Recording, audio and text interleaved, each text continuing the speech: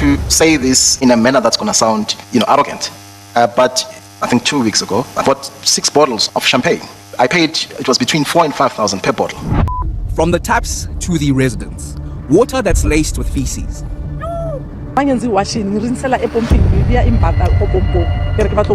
So to my surprise, take bulela metsi, go tswa metsi a di chila, ama brown ka coke. Then ntse metsi ala atswa isikhala go tswa ka lebeletse di chila. Di tlhaka mo hara ha pompo, di tshela washing. You see, even the color, it's brown. So already iyakutshela ukuthi we are strike. I can't use this water to cook. I can't use it to even brush my teeth. Not to even rinse a spoon. We are scared because we see ukuthi abantu bafa kanjani.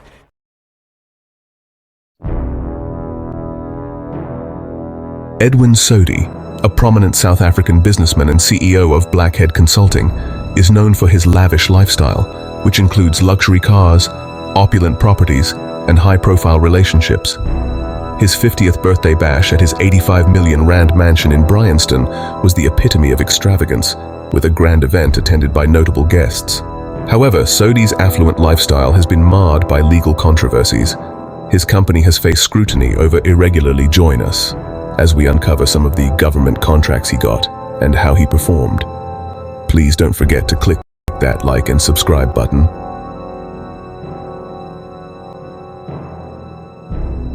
In September 2020, businessman Edwin Sodi testified before the Zondo Commission, admitting that his company Blackhead Consulting was involved in a controversial 255 million rand asbestos tender awarded by the Free State Department of Human Settlements in 2014. This tender, meant to audit 300,000 housing units with asbestos roofing, has been heavily scrutinized for corruption and irregularities.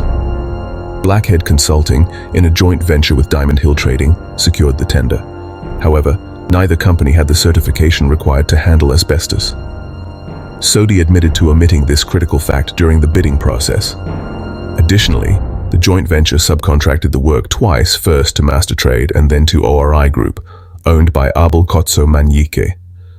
ORI Group performed the actual work for just 21 million rand, while Blackhead Consulting and Diamond Hill Trading made a profit of approximately 200 million rand without directly contributing to the project.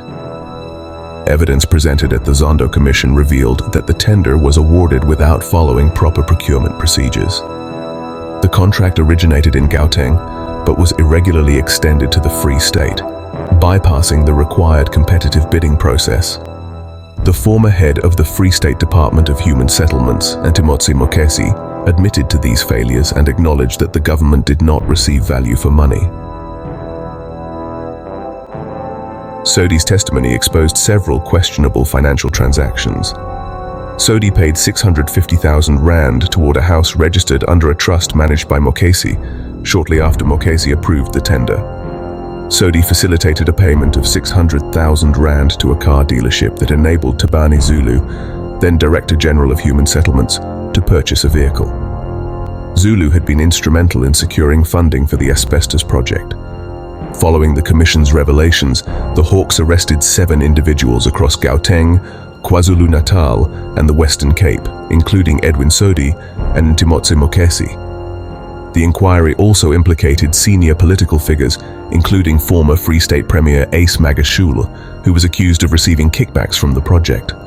Sodi admitted to making significant payments to ANC leaders and funding party activities, including 3.5 million rand for T-shirts during the 2014 election campaign. Despite his denials of wrongdoing, these revelations highlight systemic corruption and misuse of public funds in South Africa's procurement processes.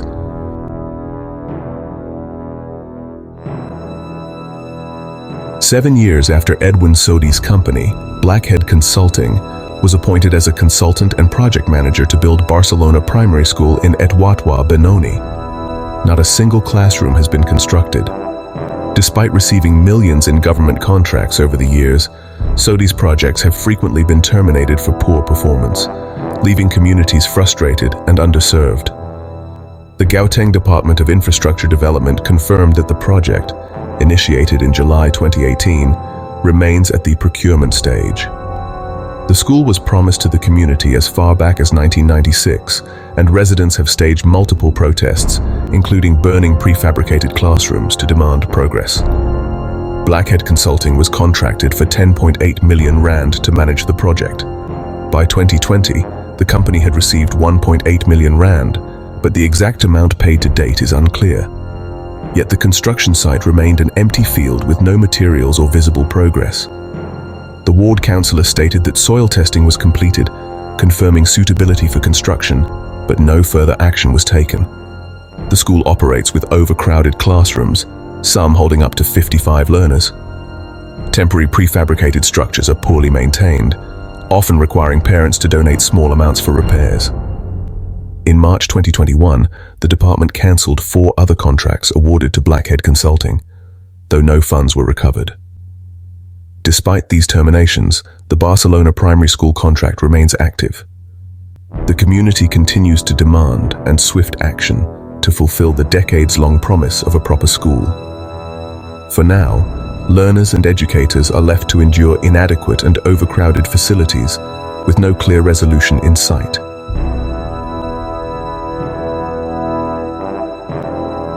In July 2018, the Development Bank of Southern Africa awarded NJR Projects, now rebranded as G5 Group, a 282 million rand contract to upgrade the Parys Correctional Services facility in the Free State. The project aimed to expand the prison from 65 beds to 240 beds. However, by February 2023, with only 40% of the work completed, the Department of Public Works terminated the contract, citing poor performance. This marks yet another failed tender linked to ANC benefactor Edwin Sodi, whose company had already pocketed 130 million rand from the project. Construction on the facility began in February 2019, with the initial completion date set for May 2022. Due to delays caused by NJR Project's cash flow issues, wage disputes involving its 138 workers and site strikes, the deadline was extended to May 3, 2023. Despite this, progress remained stagnant, leading to the contract's termination. Records show that NJR Projects submitted 38 invoices totaling approximately 120 million rand between March 2019 and December 2021, including a 35 million rand invoice issued just 1 month after construction began. Residents reported seeing trucks removing construction equipment in January 2023, shortly before the contract was officially terminated. Although the Department of Public Works aims to recover the funds spent, subcontractors on the project reported slow progress, with one stating NJR Projects didn't have money to buy simple building materials, which affected progress and led to numerous protests. Inmates have since been relocated to a Sasolburg facility, and the government is working to secure new funding and appoint a new contractor to complete the work. While the structures are in place, the buildings remain unfinished, with costs under review.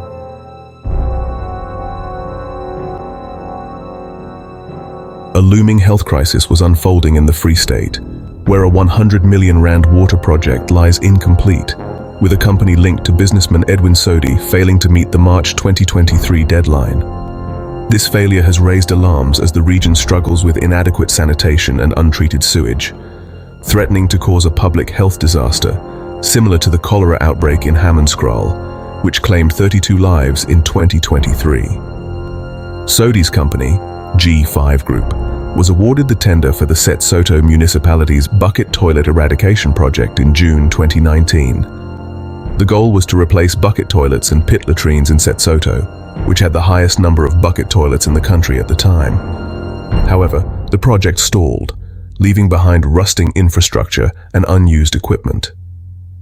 In addition to the delayed construction, workers on the project faced salary cuts, late payments, and the failure of G5 Group to meet contractual obligations such as paying UIF contributions and taxes. This financial mismanagement led to worker protests and work stoppages, further delaying progress. Edwin Sodi's involvement with G5 Group has been a point of contention. While he resigned from the company in May 2020, it has been reported that he was still frequently visiting the project site, suggesting his continued involvement. Sodi's track record raised serious concerns about his company's ability to complete public infrastructure projects. G5 Group's poor execution on the Setsoto project mirrors the issues in Hammanskraal, where poor water treatment facilities are responsible for widespread contamination. The The Setsoto municipality was at the risk of experiencing a similar outbreak of cholera, with sewage flowing into the water supply due to the unfinished sanitation infrastructure. The situation is further complicated by G5 Group's controversial history with public contracts. The company was involved in an irregular R300 million contract to build transitional residential units in East London, which also faced delays and accusations of mismanagement. The Special Investigating Unit, SIU, called for civil proceedings to recover the funds associated with this project. The ongoing failures of Sodi's companies to deliver on public contracts, combined with the mounting health risks in areas like Setsoto and Hammanskraal.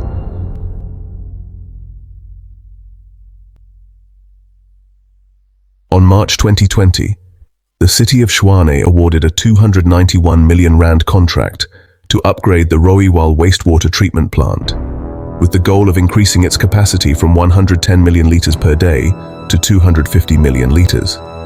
This was part of a broader effort to improve water quality in the area, particularly for residents in Hammanskraal, who were grappling with contaminated water supplies. The contract, which was to be completed in 3 phases, was scheduled to be finished by March 2022. However, the project has faced significant delays, with only 60% of the first phase completed by the end of 2022. Currently, City of Tshwane said Phase 1 of the refurbishment of Rooiwal is set to be completed by April 2025. The completion of Phase 2 is expected to cost at least R2.5 billion, with Phase 3 estimated at half that amount. The city aims to complete all 3 phases together, contingent on securing the necessary funding. The delays and mismanagement of the Rooiwal project stem from irregularities in the tender process. A forensic report, approved by the City of Tshwane in October 2022, revealed that the tender was awarded to CMS NJR and Blackhead JV, despite the companies not meeting the required Construction Industry Development Board (CIDB) grading. This grading is critical for determining the financial stability and capacity of contractors. The report also highlighted that the evaluators awarded the contract based on questionable criteria, with the winning consortium receiving 80 points despite their ineligibility. The report concluded that the R291 million spent on the contract was irregular, as per the Municipal Finance Management Act. The contract for the Rooiwal upgrade was originally awarded to a consortium linked to ANC benefactor Edwin Sodi. The consortium completed only half of the work and was paid the full R292 million contract value. The city ultimately cancelled the contract in August 2022 due to poor performance. A subsequent forensic investigation confirmed that the awarding of the contract had been irregular, marking another chapter in the troubled history of the Rooiwal project.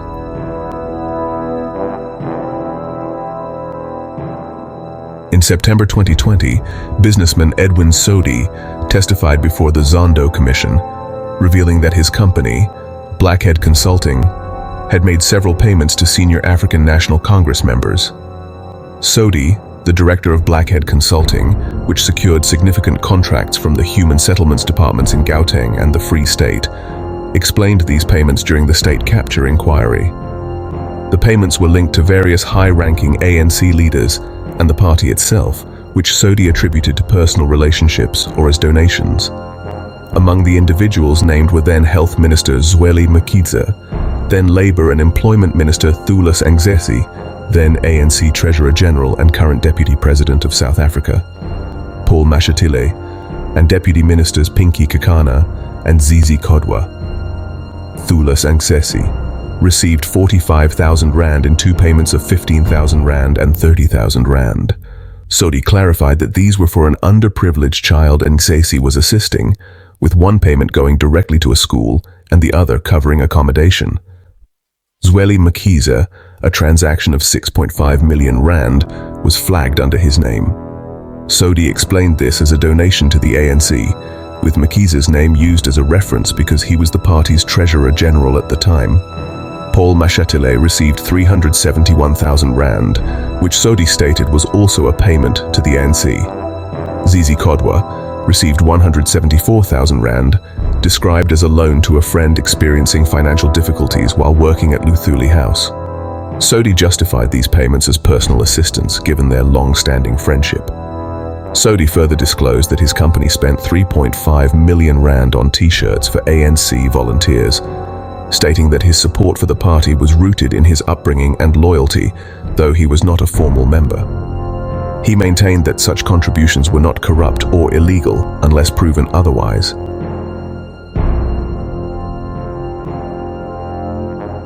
In February 2024, the South African Revenue Service, SARS, handed Edwin Sodi a hefty tax bill exceeding 400 million rand, pointing to significant unpaid taxes. To make matters worse, Sodi is also embroiled in a legal battle over an unpaid 24 million rand divorce settlement. If he fails to settle this amount, he risks having his assets seized and potentially facing arrest.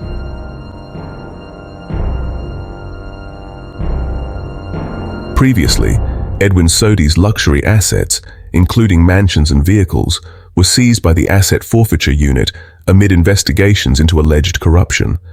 This move was part of broader efforts to address financial misconduct linked to public tenders. Then on March 2024, Sodi repurchased his 75 million rand mansion from the AFU and quickly listed it for sale. This highlights his ongoing efforts to navigate legal and financial challenges, especially amid the broader scrutiny of his business dealings.